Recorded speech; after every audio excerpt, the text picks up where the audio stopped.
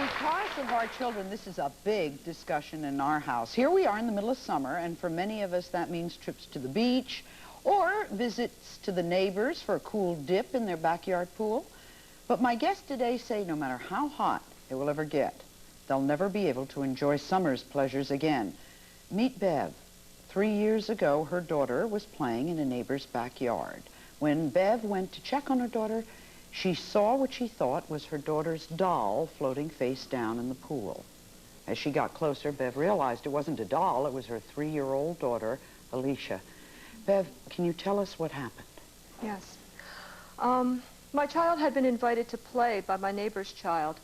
And who was also 3? Who was 4 years old. Alicia was nearly 4. It was a week before her 4th birthday. And I stepped outside when I let Alicia out to play, and I noticed my neighbor in her backyard. It looked like she was doing lawn work. My neighbor was a very caring, very careful mother, and I knew that she would watch the children play. There was a swing set next to an above-ground swimming pool, and the children played at that swing set most of the afternoon. Shortly after my daughter went out to play, they were joined by another neighbor's child, so the 3 children were playing together. And every time I checked out my window, my neighbor was out there on the deck or in the yard watching the children play. Sometime later on that afternoon, she decided that she wanted to go to school to pick up her son at school. Your neighbor? My neighbor. And she told my daughter and the other neighbor's child that it was time for them to go home. But she never called me to say that she was sending my child home, and she never called the other neighbor either. So both of us still presumed that she was there watching the children. Eventually, I got a phone call from my other neighbor, whose child returned home, and she had noticed that her child's shoes were wet and that her feet were wet up to the calf. And she asked her child why her feet were wet, and she said, well, me and Alicia were playing near the pool. So my neighbor called me, and she said, Bev, is Alicia home now? And I said, no, why? And she said, well, my daughter just came home, and her feet are wet, and they said they were playing near the pool. And initially, I started to walk immediately to the property, and my first reaction was that I was going to scold Alicia because it was a rule. She knew that she was not allowed to touch the pool. We had discussed this. And I was going to discuss it with my neighbor and, you know, just ask her, please don't let my daughter touch your swimming pool, because the children weren't supposed to be near the pool or in the pool that day. They were supposed to play at the swing set. And I still presumed that she was home. So when I walked to the property and didn't see the children outside or see her outside, I wasn't immediately alarmed because I thought they were inside, maybe getting a drink of juice or something. And as I approached the swimming pool, I noticed something floating in the water, which my first reaction was, it has to be a doll, because it was too horrifying to think that it could be Alicia. But as I got closer and closer, I realized it was too big to be a doll, and I recognized the clothes she was wearing. And the first thing that I thought was going to happen was that I was going to faint, because I felt my knees grow weak, and I got tunnel vision, and I felt like I was going to black out. It was like a cold hand just gripped me. And I realized that I was the only one there, and if I didn't do something, nobody else could. Did you scream? Yes, I screamed no, and I could hear my voice echoing in the trees behind me. We lived in a very rural community, and I didn't think anybody could hear me. And somehow or another, I managed to get myself over the pool wall, and I turned to Alicia. There was a wall around the pool? There was a side wall, and there was a deck. And the deck had a fence around it, but there were steps that were non-retractable that my neighbor had built onto the deck that led up to a gate. But because the steps led right alongside the pool wall, the children were able to duck their head under a banister and gain access to the pool that way by getting onto the deck. And so what I did was I turned Alicia right side up when I got to the center of the pool, and the first thing I noticed was there was this horrible gurgling sound coming out of her mouth, and her eyes were wide open, and her pupils were very widely dilated. It was the most horrible, horrifying sight in my life. And I pulled her as quickly as I could over to the pool deck, and I breathed into her mouth, and a lot of water bubbled out of her nose. And then I realized that I had to lengthen her airway and pinch off her nostrils to get air into her. I had had some first aid training because I had been a Girl Scout leader, so I had the first aid course through the American Red Cross, and I knew how to do artificial respiration. So I pointed her chin up and breathed into her, and I saw her chest rise. And as I took my mouth away from her, more water came out of her.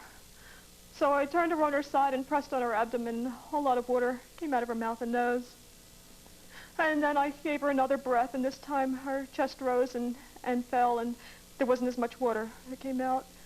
And then I started to feel for a pulse in her neck, and I couldn't feel one. And then I realized that all the air in the world wouldn't do her any good if I didn't do chest compressions. But it had been a long time. It had been more than 10 years since I had CPR training with the chest compressions, and I wasn't sure how to do it right. And I knew that it was different for an adult than with a child. But I knew I had to do something. So I felt the tip of her sternum and moved my hand just a little bit up from that and put one hand on top of the other and did 4 chest compressions. And I couldn't remember how many to do, how many chest compressions and how many breaths. And I was starting to get hysterical. And I realized that if I went hysterical and didn't do anything, that would be the worst thing that could happen. So I thought a rhythm, 4 of each would do it. And every time I took my mouth away from Alicia's, I screamed at the top of my lungs. Eventually, another neighbor, not one of the first two, came, followed my screams and came to me, and she and I carried Alicia to her foyer, and she called the emergency service, and they gave me some instructions on the phone, which was basically the same thing that I had been doing all along. And Alicia was taken to a local hospital. And then her heart rate came back, and there was a brief ray of hope because her heart rate came back, and she started to take some halting breaths on her own. And before they arrived? No, at the hospital. At the hospital. And so she was transferred to a children's hospital in Philadelphia, to St. Christopher's.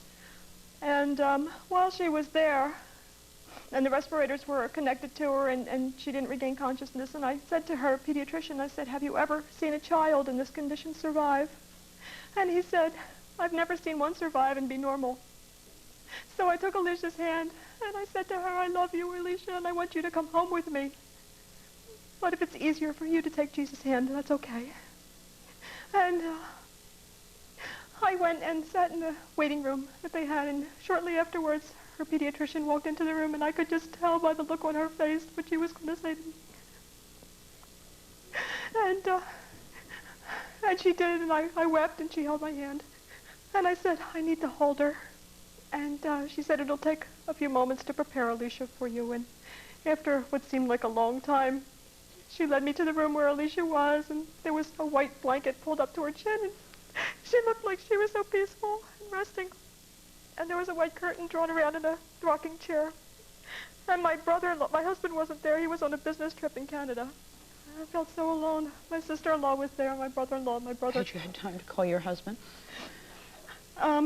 At that time, we had managed to call him, and he was on a return flight home. Okay.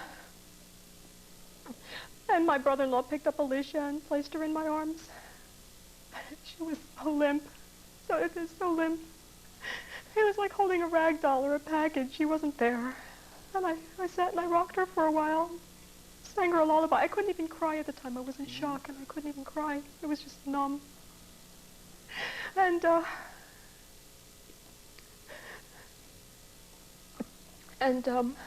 finally, I put her down, and I promised my baby that her death wouldn't be for nothing, that because she died, other children would be safer. Are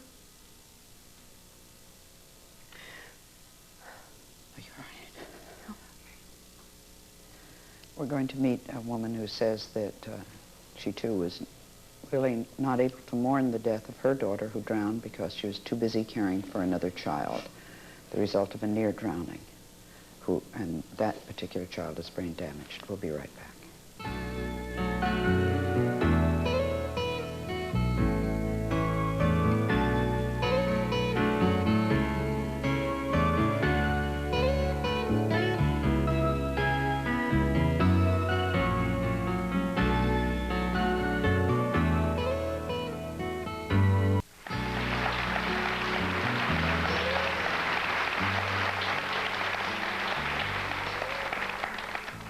I want you to meet Nadine.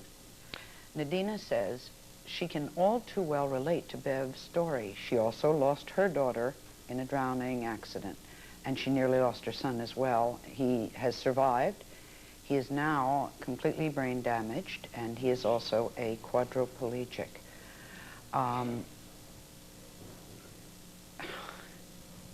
You know, as a mother, I don't even know if I have words. I don't have words for Bev, and I don't know if I have words for you. What happened, basically? Well, there aren't too many words. We learned from that, from what happened, we learned. Okay. In my incidents, I was in 1978, July 14th, to be exact. I left my 2 children with a babysitter, 16-year-old babysitter, while my husband and I went out to have dinner. Kids were how old? My daughter Samira was 2, my son JJ was 1. And I left the telephone number of the restaurant where we could be reached with the babysitter. And we had only been there maybe half an hour, 45 minutes when the phone call came. My husband took the call, came back to the table and said, "We have to go, there's been an accident." I said, "What are you talking about?" He said something about the pool. Never in my wildest dreams did I think drowning. I assumed the children were out in the backyard probably playing and possibly had fallen. And the 2 of them, it seemed a bit strange that both of them would be at a hospital emergency room.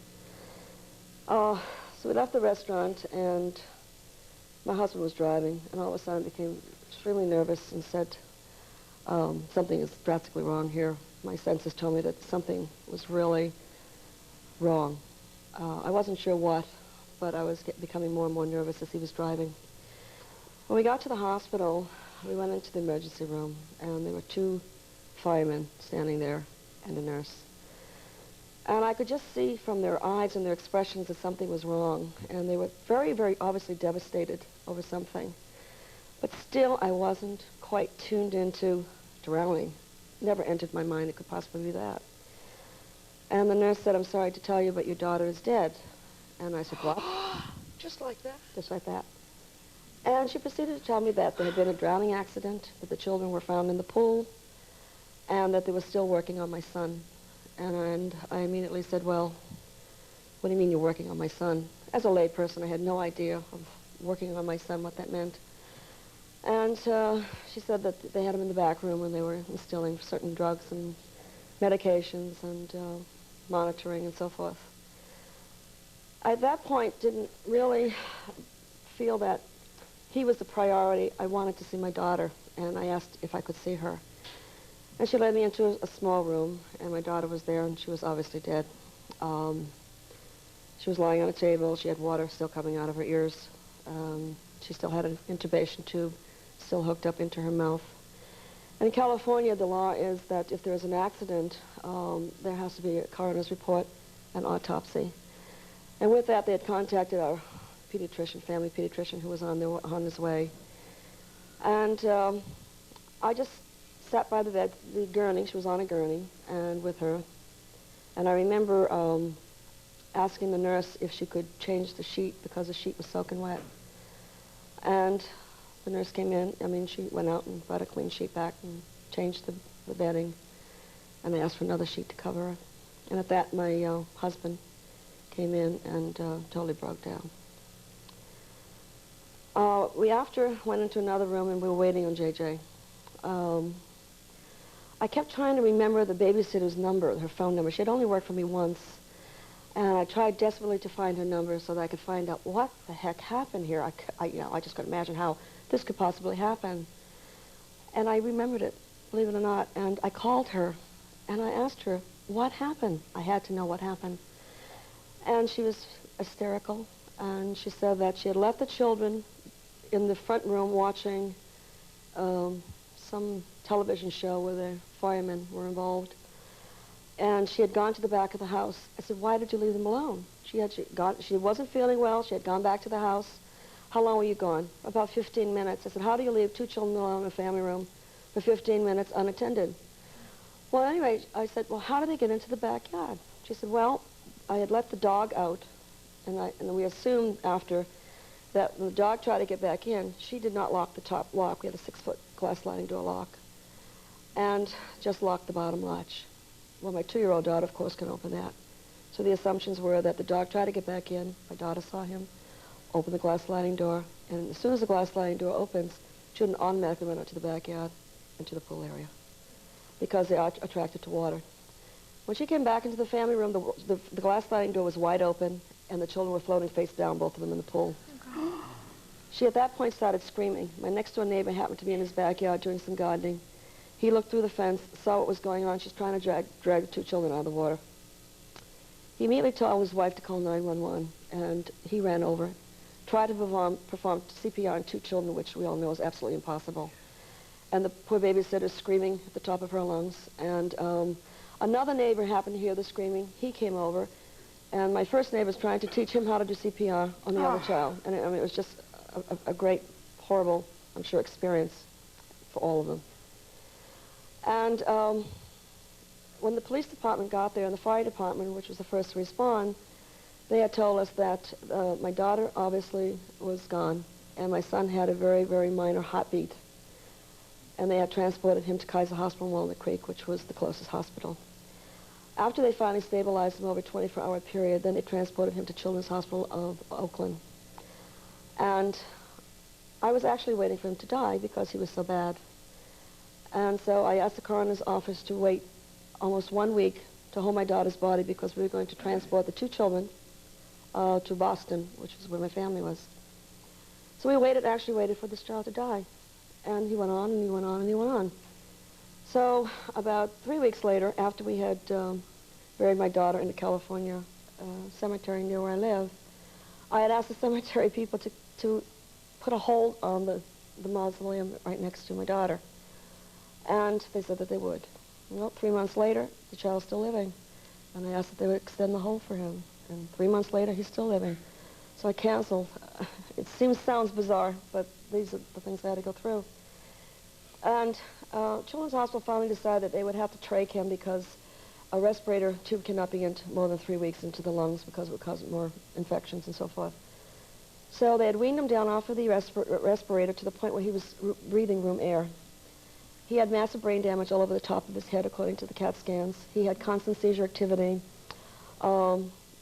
He had lost his cough, his gag, his swallow, his blink. He was obviously a severe quadriplegic. After about 1 month in the hospital, then the social service people came to me and said, well, you have to start to look for a place for him. And I said, what does that mean, a place for him? Again, as a lay parent in those days, with now full knowledge of what I know today, with medically how these children turn out after the drowning, the ones that survive, I assumed that he would be coming home, okay, not really realizing the severity of his damages. And in fact, they said, well, you need to look for a long-term facility for him. And I said, I do? They said, yes, you do. So I went out with a social service person, and we both found out that they had a list that was 2 years outdated, that Governor Brown, a few years prior to that, had closed down all the long-term care facilities, particularly for pediatrics, children, trach-dependent, medically fragile. And so I said, well, what do we do now? Where does he go? Well, he probably has to go to a state hospital. A state hospital? Well, then I made a trip to the state hospital. I spent 2 hours there. The whole time I was there, most of the children that were in the cribs were very out of it, which told me that they were heavily sedated. They were never moved out of the cribs. The place was very clean, very orderly, but my concerns were that I had then compiled some data that had told me that children in that level of care were only living 3 to 6 months. And remember, this is now going into 1979. And with that, I said to myself, if I place my child in a state hospital with full knowledge that he won't survive more than 3 to 6 months, I have a problem with that. So I think I will decide to see if I can take him home. So then I started going out trying to find funding for him. Funding for this children is nowhere to be found.